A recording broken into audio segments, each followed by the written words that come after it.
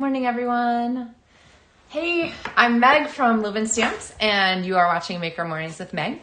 And today on Maker Mornings with Meg, we are going to open up our Warm Wishes paper pumpkin box, which is the one that has come most recently, so I think everybody should have them now.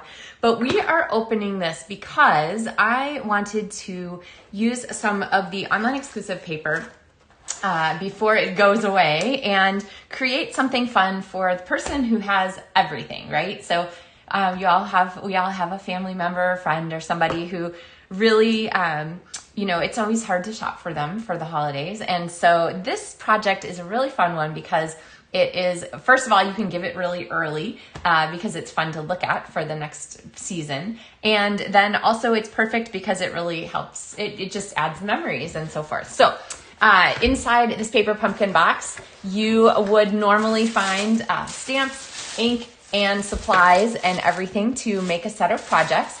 And the projects that are in the paper pumpkin here are these super sweet little house boxes, and you can turn them into little treat containers just like this. They fold like this. There's some embellishments and tags and little stuff to go inside them. And they're super darling. See how cute they are? We're going to decorate them, but we're not going to use them at all for this purpose. We are going to use them to make a home decor art piece. You could also do this as a scrapbook page if you're a scrapbooker, and it makes a great gift or something to make to decorate your own home. So with that, let us switch camera here and we will get started. So part of the joy of paper pumpkin, I always think, is when that box comes in the mail and you run out to your mailbox and it's all in there and you open it up and you pull back the cute tissue paper and see what you've got.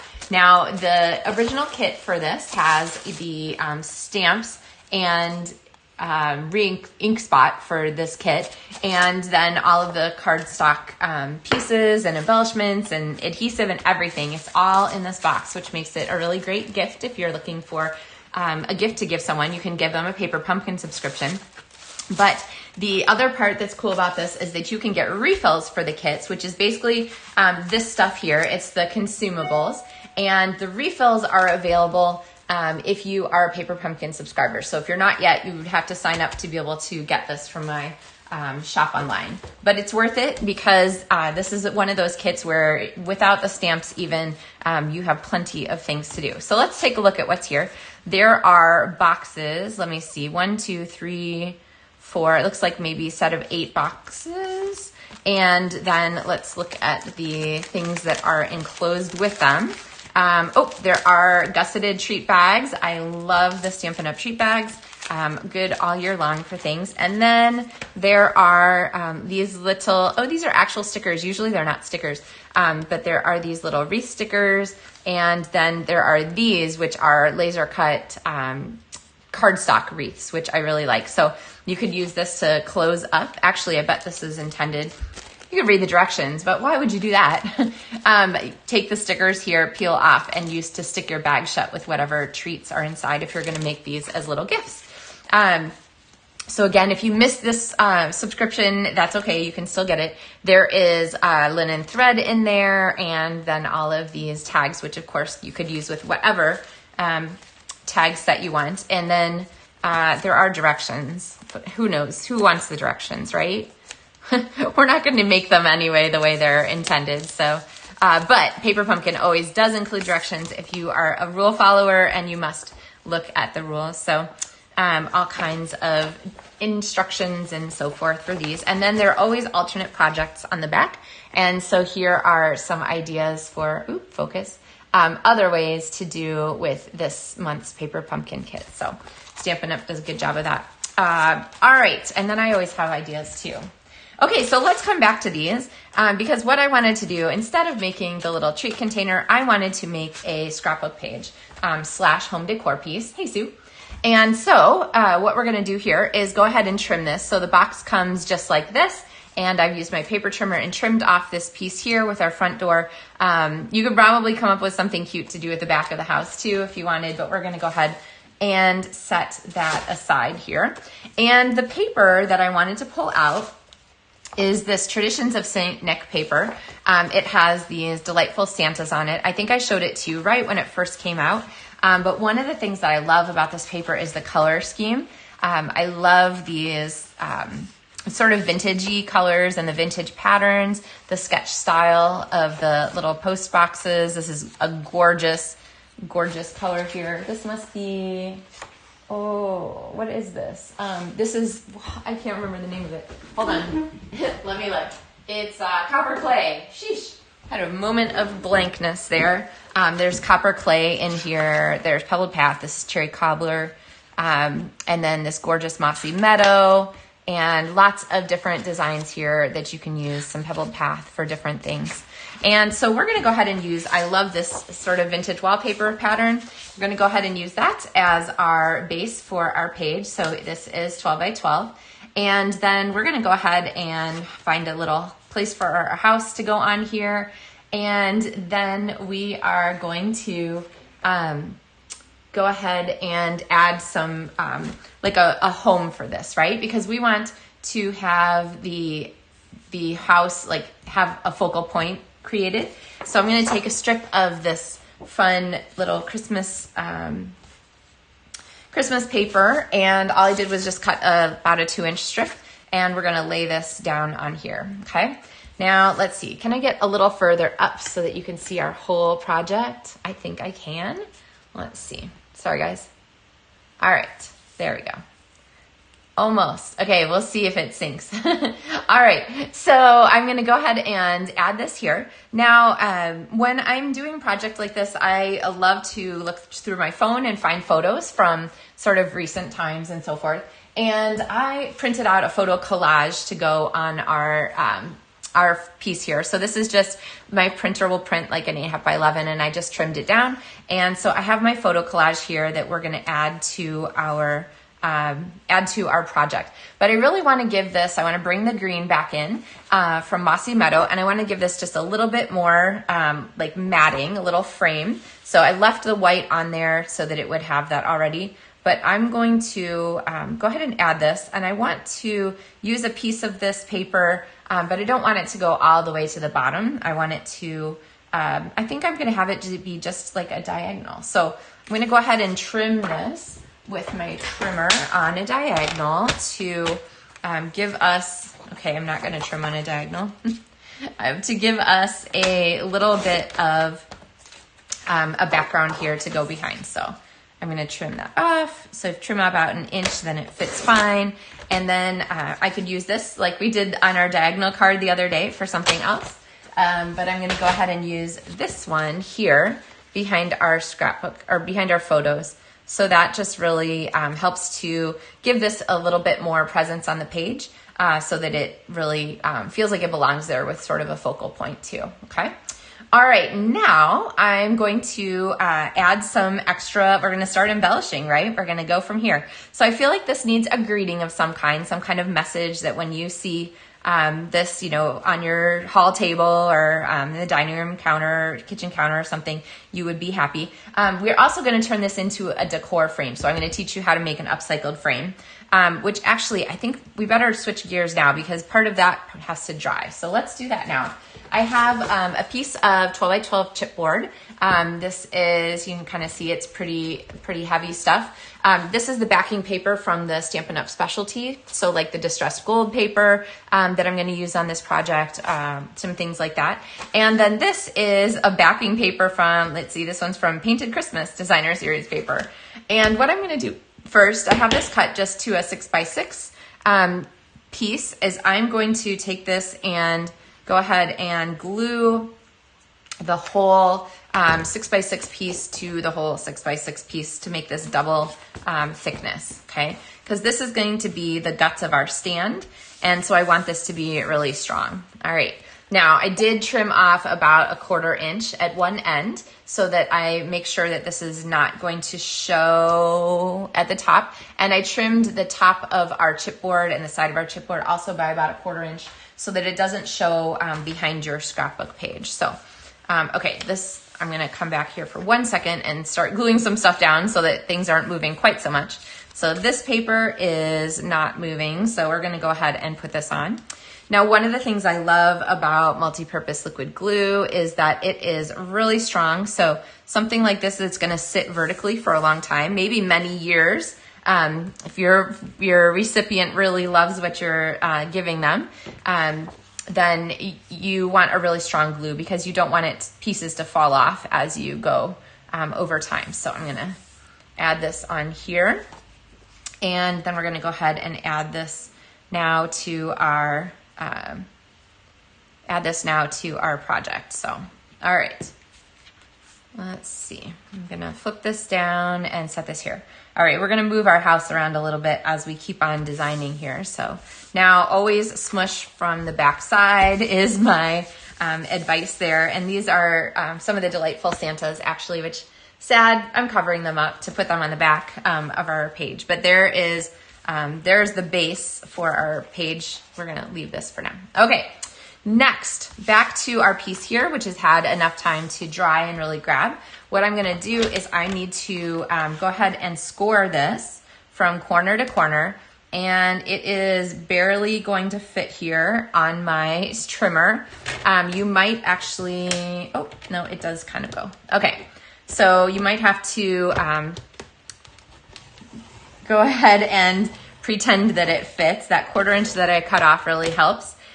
So it didn't score quite to the end because it doesn't quite reach there when you do this way, but that's okay. What I'm gonna do now is I am going to use that score line that I created and fold on here. And honestly, if you can fold along a ruler or a bone folder or something like that, you are going to be super happiest. So let's go ahead and put this on here, and we'll give this a nice crease, okay? All right, now you don't want to over crease this. Definitely don't fold it all the way back because this is going to be the stand for what we do. So basically we made our piece here, we have scored it and just folded it just a little bit. So it kind of looks like this, all right? And then what we're gonna do is we are going to place this here on our backing paper. So I'm gonna go ahead and add some glue here so that this can all dry before we get ready to add our page. You're gonna glue one triangle, and then you're going to center this on your page. So you want it to line up at the top and the bottom, make sure it does. And if it's not quite in the center, it doesn't really matter. But basically, you're gonna center this across your piece here. So you can make it wider or less wide as you desire. But now this part is the part that's sticking up, and when I set this up this way, it's going to stand, okay? I know you have to use your imagination. Look, there it is. See how that stand works? So now it stands like this. So I'll show you, I'll show you, here, come back to me here. So here's how our picture frame stands, okay? Like this, and there is the how to make the upcycled frame. This is a really strong piece. If you feel like you want to make it stand up a little less straight, then you would just open this up more and it would get angled more. Do you see how, like, this is the table here and it would get angled more the more you bend it? I like mine to be pretty vertical. So, all right, so with that, let's go back to our page now that we have a frame to add this to. I'm gonna set that aside and come back here. So how to add to our fun page here to give us some more decor. I'm going to pull out the Joy of Noel stamp set, and I love this Making Spirits Bright Greeting. I think that it fits with a whole lot of stuff, and the idea for the holidays is just perfect. So we're gonna go ahead and we're going to stamp that, and we're going to die cut, and let me see, I'm missing a set of die cuts here. This one is Christmas Classics, which actually is my go-to set of dies, but we do need the Making Christmas Bright ones because, or Joy of Noel dies, because do I need the Joy of Noel dies? Maybe not. Okay, Joy of Noel stamp set, Make Christmas Classics dies are what we're gonna put together here. And so I'm gonna bring in some color. I'm gonna bring in some Mossy Meadow cardstock because that fits with our houses here and with our designer series paper. And then we're going to add some accents in distressed gold, which is my favorite right now. I love the distressed look, and with the traditional paper, this is a perfect fit. It's kind of like that mercury glass feel. Oh, hey, there's the other dies. I found my Joy of Noel dies, but it turns out we don't need them. So, all right, let's grab some basic white cardstock and go ahead and stamp here, Making Spirits Bright on a piece of basic white. Tink, tink. Remember, or pretend that I did that. And then I'm going to use the dies here to cut these pieces out. So I have here, oh look, Making Spirits Bright, stamped and die cut. And then I also have this piece here. This is the die frame with all that fun Christmassy foliage. And this one I'm going to die cut from Mossy Meadow cardstock. And look, there we have it. It matches perfectly with the die cut frame to make our greeting. See how cute that is? So now I'm going to take this and pop this up on some Stampin' Dimensionals. And I would normally probably use 2 Stampin' Dimensionals for this, but I'm going to use 3. I know, a huge splurge.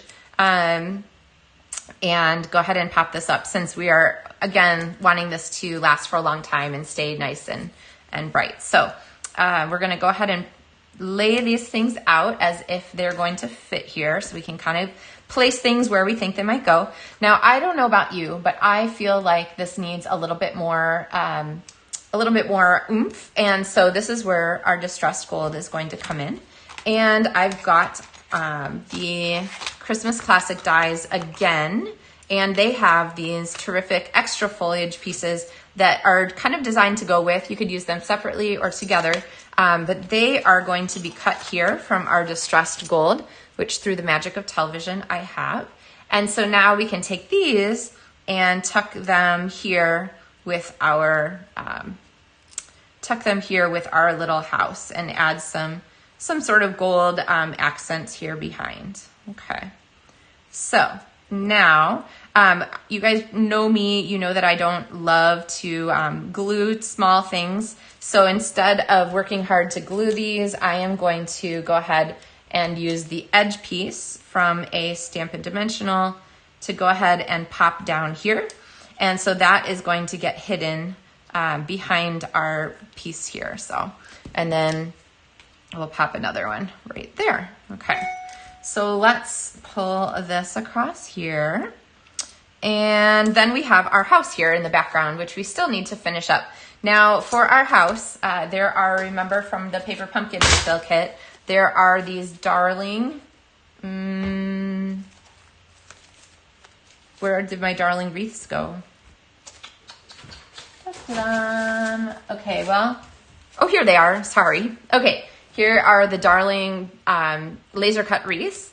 And so what you can do is go ahead and pop a dimensional on the back of each one of these and add these to the house. So I'm gonna go ahead, I think it'd be easier to put my dimensionals on the house. And maybe I won't put one in this window because it's right behind. Let's see what we think. Should we put one right here? I'm gonna zoom you guys in. Here we go. I can't decide if I should put one right there behind the house or not. So now if you are, there are a whole bunch of these little wreaths here. I guess there must be quite a few. I don't know. I feel like that front window is a little bit bare without it. So let's go ahead and add one more. I don't know. You guys think?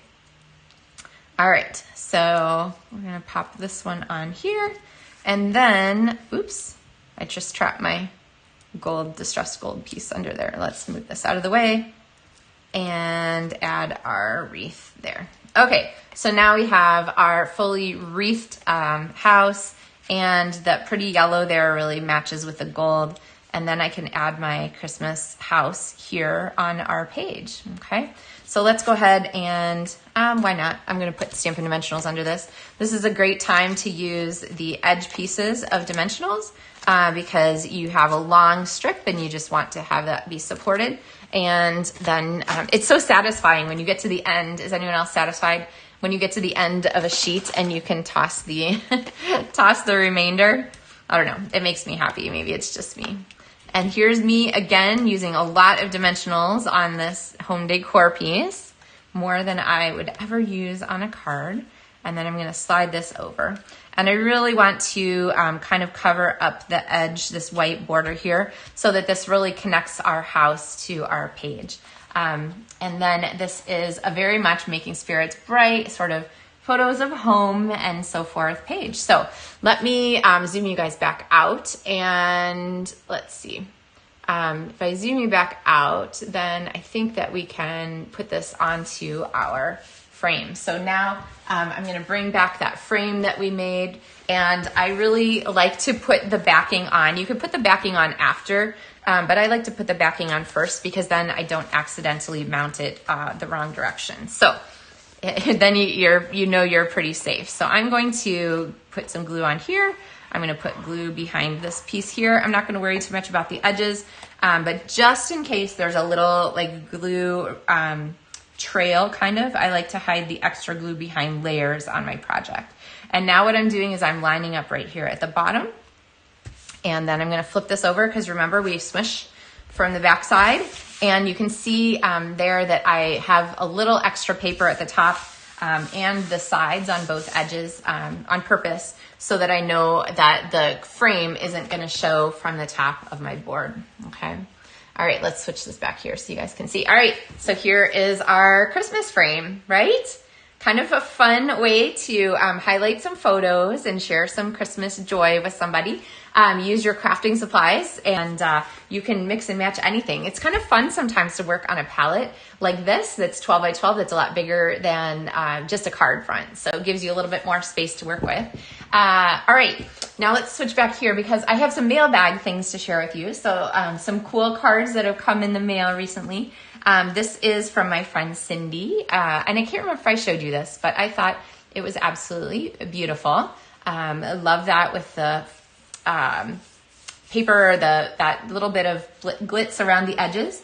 Actually, this one's from Cindy too. She's been super busy. So here is her Christmas card, and she did just a beautiful job with these dies. So, and there is a message and so forth, but there's the rest of it. I love, love, love the way she continued the paper. So to do this, you would make this piece like your 3 3/4 inch piece, and then you would continue that piece over here. So when you have a designer series paper that is beautiful with a scene in it, this is a really nice way to make that work. So I adore this card. So beautiful card. Thanks, Cindy.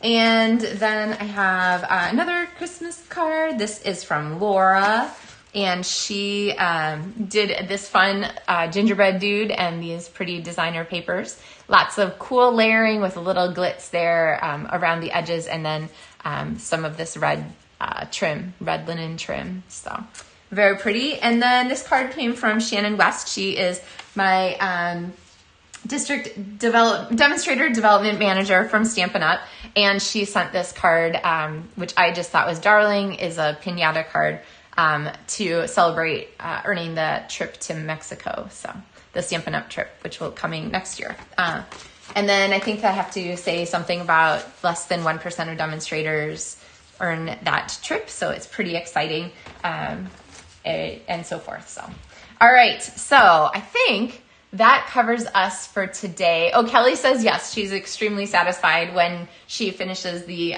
snipped up bottom paper from the dimensionals. I know, right? So I hope that if you guys hadn't considered the paper pumpkin refills, you might, you could make, I mean, honestly, if you're doing for family members or for a group of friends, you could use the same photo collage and print it 8 times and use the 8 little houses to make 8 pages to share, because like with the designer series paper, you're going to have, a whole package of paper to use. And there's something satisfying about being like, you know what? I love this person enough to splurge and use a whole sheet of designer series paper on them.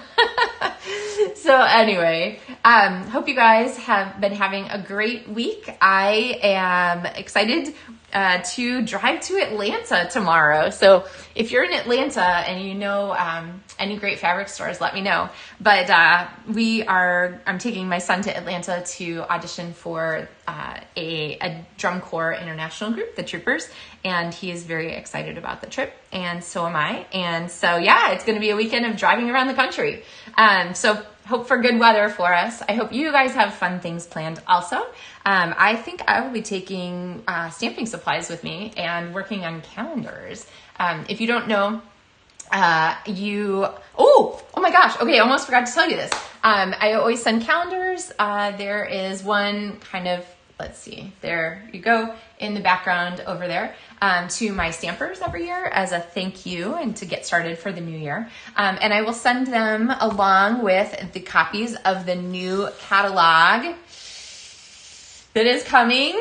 I just got mine in the mail yesterday. And this is the January through April catalog. So you'll be getting these. If you have shopped with me within the last 6 months, you will get that in the mail.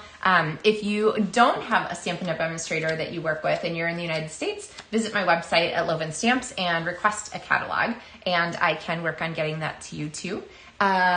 Let's see, I can't show you the inside of these books yet, but they are really fun.